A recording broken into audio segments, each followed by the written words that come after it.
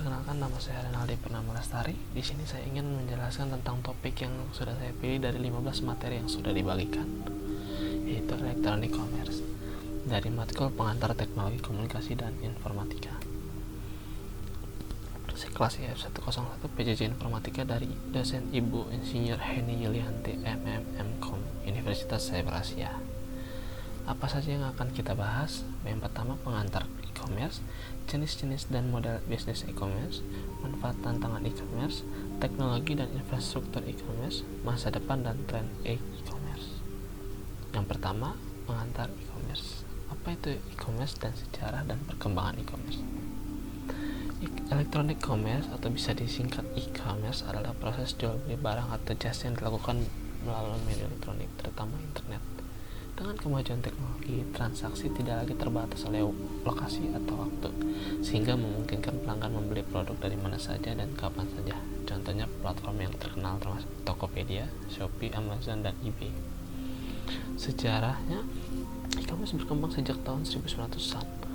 Seiring dengan meningkatnya akses internet global, awalnya transaksi elektronik hanya terbatas pada e-banking dan email marketing.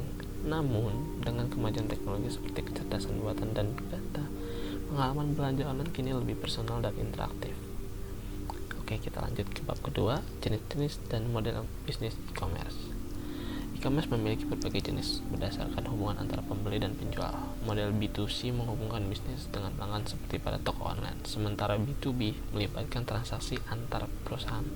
C2C memungkinkan individu menjual barang ke individu lain seperti di platform eBay atau OLX. B2C mencakup layanan pemerintah pada masyarakat seperti pembayaran pajak online. Ada beberapa model bisnis yang digunakan dalam e-commerce. Marketplace seperti Tokopedia dan Shopee menghubungkan penjual dengan pembeli dalam satu platform. Model direct selling seperti Apple Store memungkinkan perusahaan menjual langsung ke pelanggan tanpa perantara. Dropshipping dan affiliate marketing juga menjadi model bisnis populer yang minim modal. Ketiga, manfaat tantangan e-commerce.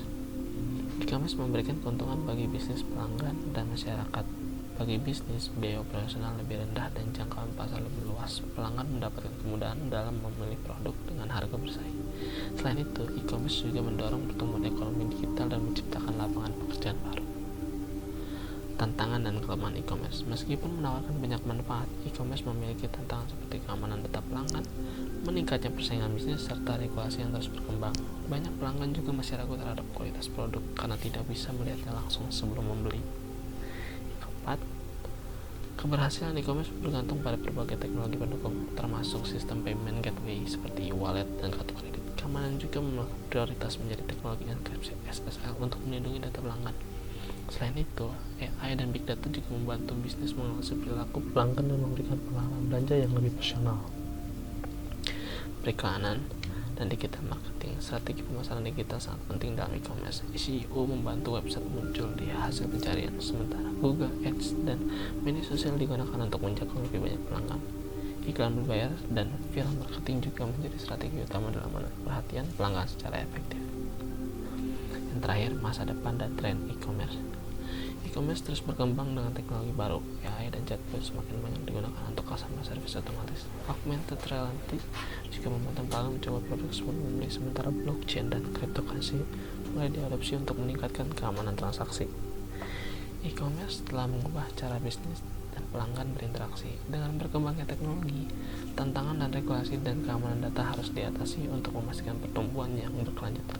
Sekian, terima kasih.